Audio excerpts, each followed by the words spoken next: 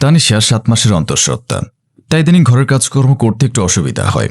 মাঝে মাঝে সহযোগিতা চাই ননদ তিথির কাছে। আজকেও রান্নার সময় তিথিকে ডেকে বলল, তিথি, আমার খুব অশান্তি লাগছে, একটু হেল্প করো না প্লিজ, জলদি কাজ সেরে যাবে। তিথি মুখ বাঁকিয়ে বলল, পারবো না আমি কাজ করতে। কথাটা বলে মুখ বাঁকিয়ে ফোন টিপতে টিপতে চলে গেল তিথি। তানিশার মন খারাপ হয়। অসুস্থ শরীর নিয়ে রান্নাটা শেষ করে। শরীর বেয়ে ঘাম ঝরতে থাকে। রান্না শেষ করে রুমে গিয়ে বিছানায় গায়ে লিয়ে দিল তানিশা। এরপর চোখ লেগে গেল কখন, নিজেও টের পেল না। তানিশার শাশুড়ি এসে চিৎকার শুরু করলো। তানিশাকে ধাক্কা দিয়ে বলল, এই ভর দুপুরে কেউ ঘুমায়? এ কি অলক্ষণে ঘুম তোমার বৌমা? পেটের বাচ্চাটাও এমন অলস হবে, ভর দুপুরে ঘুমাচ্ছে। আমরা খেয়েছি কিনা তার খবর নেই। শুধু রান্নাবান্না করলে হবে, আর কিছু করতে হবে না নাকি? তানিশা উঠে বসল, বলল, মা, আমার শরীরটা খুব খারাপ লাগছিল, তাই রান্না শেষ করে এসে শুতেই ঘুম চলে এসেছে, খুব দুর্বল লাগছে। খালেদা রেগে বললেন, আমাদের বাচ্চা হয়নি যেন, দুনিয়াতে তুমি প্রথম মা হচ্ছ না।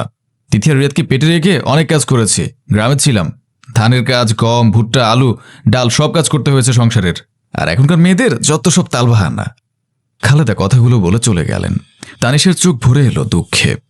মন খারাপ করে অনবরত চোখের জল ফেলল নীরবে। রাতে রিয়াদ বাসে ফিরে দেখে তানিশা অসুস্থ, জ্বরে কাঁপছে। রিয়াদ অস্থির হয়ে পড়ল। কাউকে না ডেকে দ্রুত বালতিতে পানি এনে তানিশের মাথায় ঢালল। পাতলা কাপড় দিয়ে মাথায় ঠান্ডা পানির জল পটরে দিল। তানিশের শরীর মুছে দিল। সারা রাত পাশে বসে রইল হাত ধরে, আর বারবার জ্বর মাপছিল।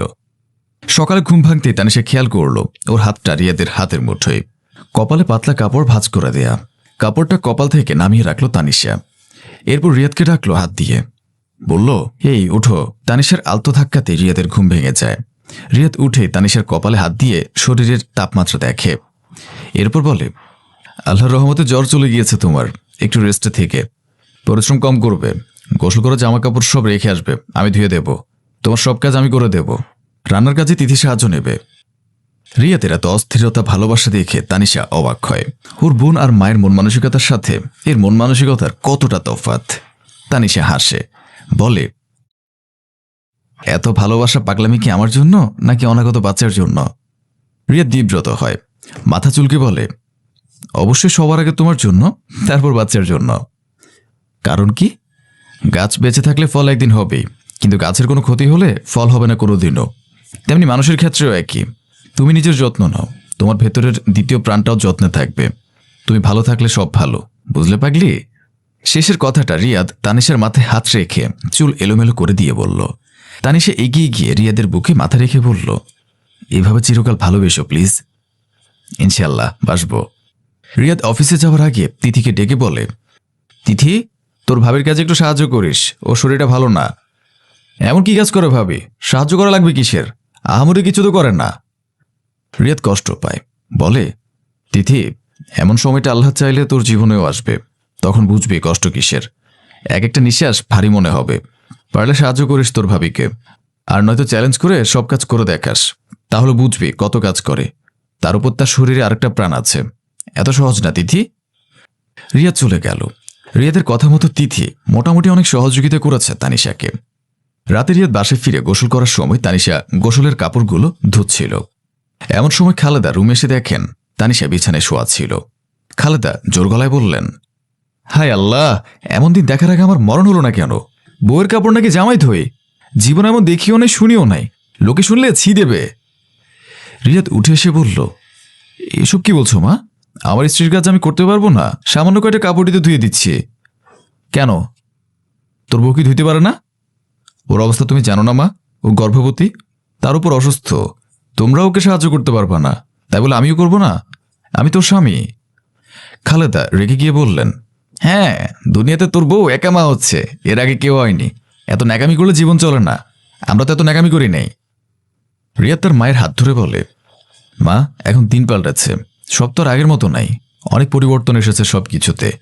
একটা বার ভাবো মা, তিথিও তো পরের ঘরে যাবে, এমন সময়গুলো ওরও আসবে।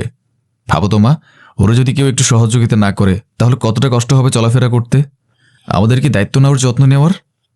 খালেদা নরম হলেন, নিজের ভুল বুঝতে পারলেন। তানিশের হাত ধরে বললেন, আমার অনেক ভুল হয়েছে মা, আমাকে ক্ষমা করে দিও। আপনি মা, আপনি ক্ষমা চেয়ে আমাকে লজ্জা দিয়েন না। এমন অনেক মানুষই আছে যারা গর্ভধারণকে অনেক সহজ সাবলীলভাবে দেখে, ভাবে এটা খুবই সাধারণ, নিত্যদিনের মতোই ঘটনা। কিন্তু সত্যিকার অর্থে গর্ভাবস্থায় মেয়েদের নানান সমস্যা দেখা দেয়। হরমোনাল চেঞ্জ হয় প্রচুর। তাই পরিবারের সদস্যদের, বিশেষ করে স্বামীর উচিত সর্বাবস্থায় তার স্ত্রীর পাশে থাকা। নতুন বিয়ে করে বাড়ি ফিরেছে সাদিক। সাদিকের প্রথম স্ত্রী রিনা চোখের পানি নিয়ে দাঁড়িয়ে আছে এক কোণে। সাদিক রিনার সামনে গিয়ে বলল, দেখো রিনা, আমি কোনো অশান্তি চাই না। তুমি চাইলে এই বাড়িতে থাকতে পারো, আবার নিজের বাবার বাড়িতেও চলে যেতে পারো। কিন্তু এই বাড়িতে থাকতে হলে সবকিছু মেনে নিয়ে থাকতে হবে। সংসারে কোনো অশান্তি করতে পারবে না। রিনা কান্না করতে করতে নতুন বউর দিকে তাকালো। রিনার শাশুড়ি সুস্মিতা বেগম নতুন বউকে ধরে হাসি মুখে দাঁড়িয়ে আছে। সাদিকের কথা শুনে বিরক্ত গলায় বলল, ওর কথা বাদ দে তো, একটা বাচ্চা জন্ম দেওয়ার ক্ষমতা নাই, অথচ তার দেমাগ দেখো। আমার ছোট বৌমা চলে এসেছে, এবার আর আমার কোনো চিন্তা নেই, এবার আমি নাতি নাতনির মুখ দেখবই। নতুন বউ নীলা খুব সুন্দরী, উজ্জ্বল গায়ের রং তার, সারা মুখে যেন দীপ্তি খেলে যাচ্ছে। রিনা শাশুড়ি আর স্বামীর এই রূপ মেনে নিতে পারছে না। সে কাঁদতে কাঁদতে নিজের রুমে চলে গেল। সুমিতা বেগম নীলা আর সাদিকে ড্রয়িং রুমে বসিয়ে রিনার পিছু পিছু গেল। রিনা বিছানায় উপর হয়ে কাঁদছে। সুমিতা বেগম বিরক্ত গলায় বলল, আচ্ছা বেহায়া মানুষ তো তুমি, নির্লজ্জের মতো এখানে এলে কেন? সাদিক এই রুমে নতুন বউ নিয়ে থাকবে সে খেয়াল আছে? এখানে এসে নাটক না করলে হচ্ছে না, যাও এখান থেকে। রিনা অশ্রুসিক্ত চোখে মুখ তুলে তাকালো সুমিতা বেগমের দিকে। সুমিতা বেগম চোখ মুখ কুঁচকে রেখেছেন। রিনাকে কাঁদতে দেখে ঝাঁঝালো গলায় বললেন, এসব ন্যাকা কান্না বাদ দিয়ে ঘরটা একটু সুন্দর করে গুছিয়ে ফেলো দেখি। ফল ছাড়া গাছ হয়েছ, স্বামী তো বিয়ে করবেই। বিছানার চাদরটা বদলে দাও, আর আজ এই রুমের আশেপাশেও আসবে না। থাকতে মন না চাইলে বাপের বাড়ি চলে যাও। সুমিতা বেগম কথাগুলো বলে মুখ বাঁকিয়ে রুম থেকে বেরিয়ে গেল। রিনার বুকের হাহাকার তাকে দুমড়ে মুচড়ে শেষ করে দিচ্ছে। একটা বাচ্চাই সাদিকের কাছে সব হলো, তার এত বছরের ভালোবাসা কিছুই না? তাহলে কি সব মিথ্যে ছিল? রুমটাকে সুন্দর করে গুছিয়ে সে হাতে পার্স নিয়ে সাদিকের কাছে গিয়ে বলল, কিছুদিনের জন্য আমাদের বাসায় যাচ্ছি, রুম গুছিয়ে দিয়ে গেলাম, আশা করি তোমাদের কোনো অসুবিধা হবে না। সাদিক স্বাভাবিকভাবেই বলল, ঠিক আছে, যতদিন খুশি থেকে আসতে পারো, এখন সংসার সামলানোর জন্য লোক আছে। এই কথা বলে সাদিক নীলার হাত ধরে তার দিকে তাকিয়ে মুচকি হাসল। নীলা নাজুক হেসে মাথা নিচু করে ফেলল। রিনার এসব আদিক্যতা সহ্য হচ্ছে না। সে অনেক কষ্টে নিজের চোখের পানি আটকে বলল, আমাকে কিছু টাকা দাও সাদিক, আমার কাছে ভাড়ার টাকা নেই। সাদিক বিরক্ত হয়ে মানিব্যাগ থেকে 100 টাকার একটা নোট রিনার দিকে এগিয়ে দিল। রিনা চুপচাপ টাকাটা নিয়ে বাসা থেকে বেরিয়ে এলো। সাদিক জানে তাদের বাসায় যেতে 200 টাকা লাগে, তবুও সাদিক তাকে 100 টাকা দিল। মানুষ একদিনই কিভাবে বদলে যায়।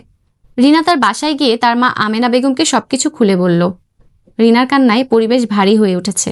আমেনা বেগম রিনাকে সান্ত্বনা দিয়ে বললেন, তুই যেই সিদ্ধান্তই নিবি আমি তোর পাশে আছি, তুই চাইলে সাদিককে ছেড়ে আসতে পারিস।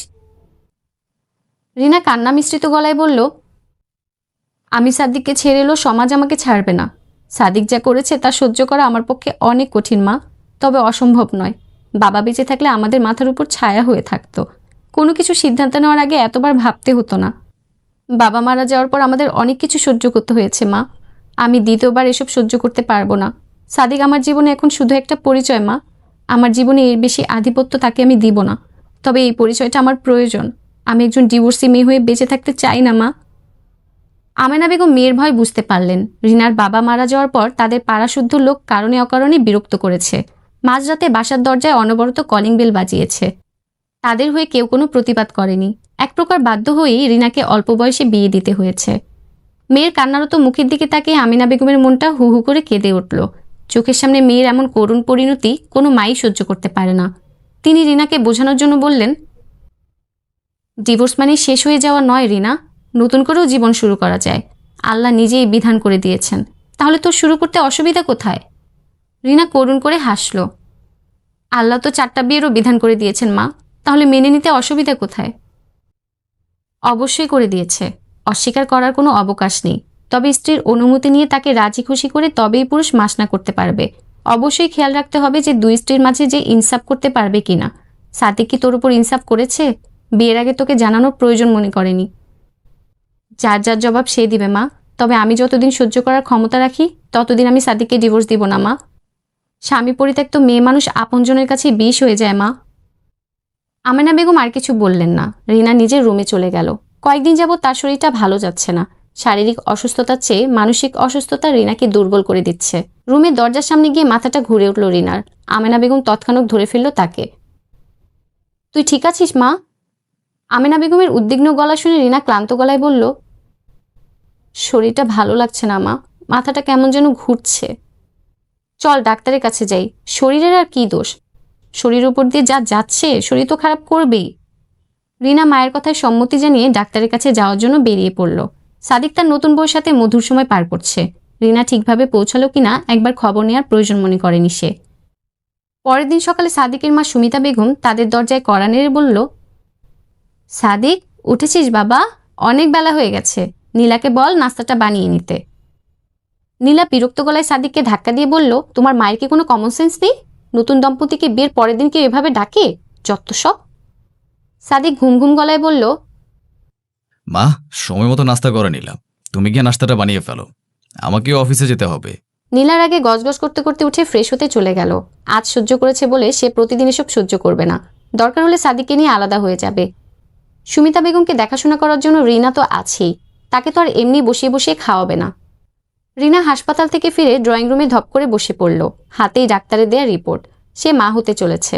এত অবহেলা অনাদর যার জন্য সহ্য করলো, সেই কাঙ্ক্ষিত খুশি সে এমন একটা সময় এসে পেয়েছে যেখানে তার খুশি হওয়া উচিত না কষ্ট পাওয়া উচিত সেটাই বুঝতে পারছে না।